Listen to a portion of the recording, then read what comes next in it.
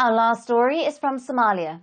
For nearly 2 decades, parts of the country have been ravaged by Al-Qaeda-affiliated Al-Shabaab terrorists who want to overthrow the government.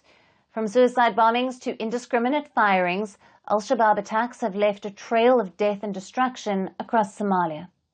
To fight and track the movement of the Al-Shabaab operatives, the Somali government has launched an initiative to install thousands of security cameras. But residents in the capital city of Mogadishu say it has only added more headaches. Our next report gets you all the details on this.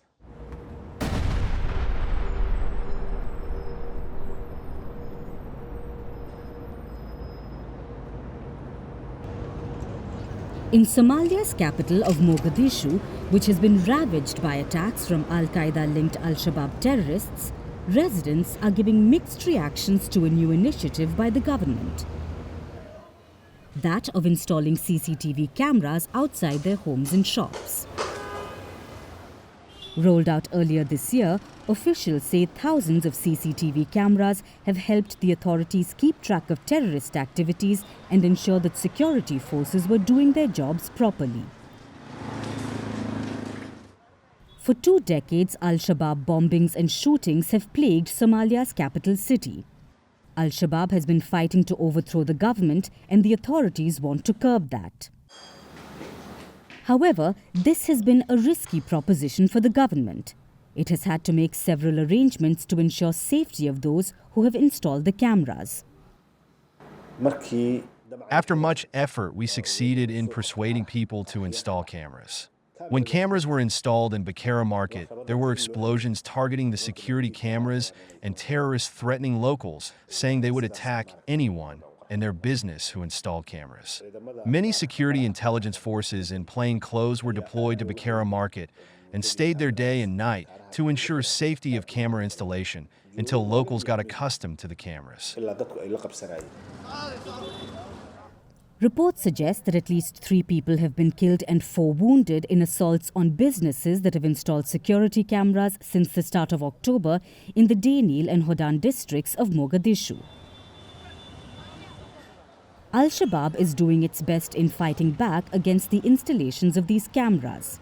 They have asked several businesses to take down the cameras. But the government has warned businesses of consequences if they take down the camera, leaving them in a precarious situation. Yet, not all businessmen feel that there are negative impacts. For Muhammad Abdi Noor, who is a businessman in the city, the impacts of installing the security cameras have been positive. Security cameras have completely stopped theft 100%. There are no thieves now. If a thief comes, he stares at the corners, and when he sees the cameras, he desperately runs away. But what has installing cameras meant for the local residents? Installations of security cameras has only increased the headaches of citizens. It has raised issues of privacy for the youth who are now unable to enjoy themselves freely.